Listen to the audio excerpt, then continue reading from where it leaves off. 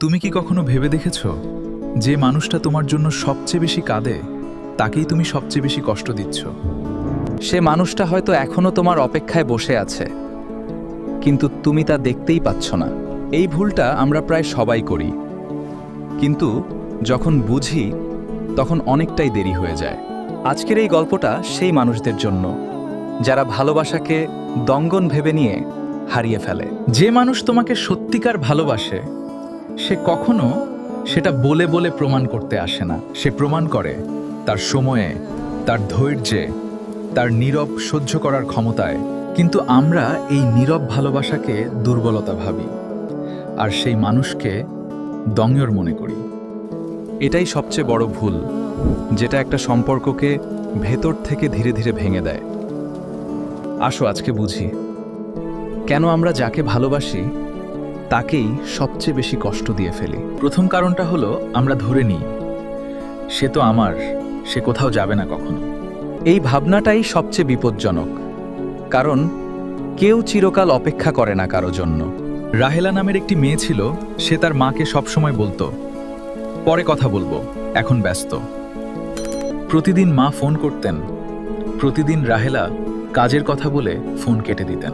একদিন মা আর ফোন করলেন না, হাসপাতালে ছিলেন, কাউকে জানাননি, কষ্ট দিতে চাননি বলে।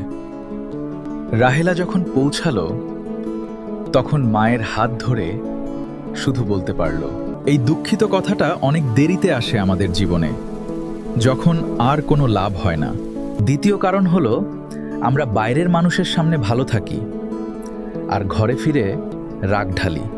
অফিসে সহকর্মীর সাথে হাসি, বন্ধুর সাথে হাসি, কিন্তু ঘরে এসে বিরক্তি দেখাই।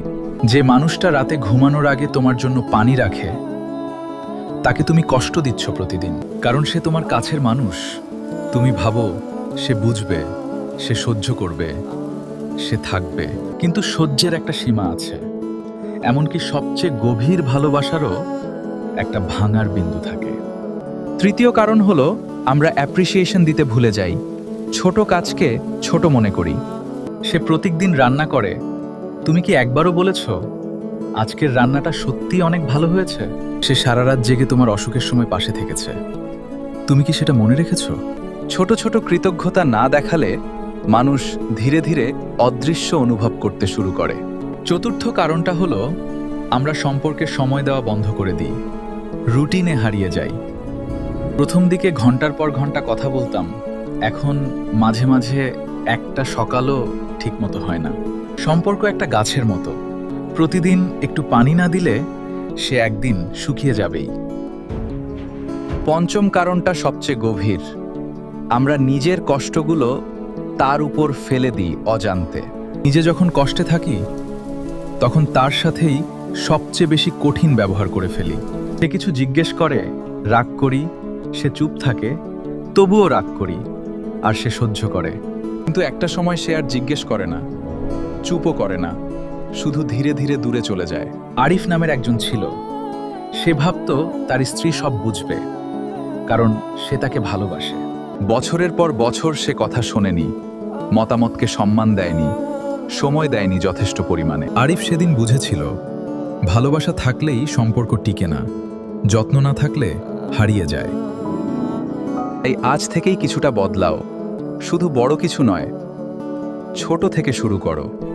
আজকে একবার ফোন করো সেই মানুষটাকে, শুধু বলো তোমাকে মনে পড়ল, কেমন আছো? প্রতিদিন অন্তত 5 মিনিট শুধু তার জন্য রাখো, মোবাইল বন্ধ রেখে শুধু তার সাথে থাকো। সে যখন কথা বলে তখন সত্যিকার অর্থে শুনো, উত্তর দেওয়ার জন্য নয়, বোঝার জন্য। একটা ছোট কৃতজ্ঞতা বলো, তুমি যা করো সেটা আমি লক্ষ্য করি, সত্যি অনেক ধন্যবাদ। The greatest gift you can give someone is your time, because time is your life.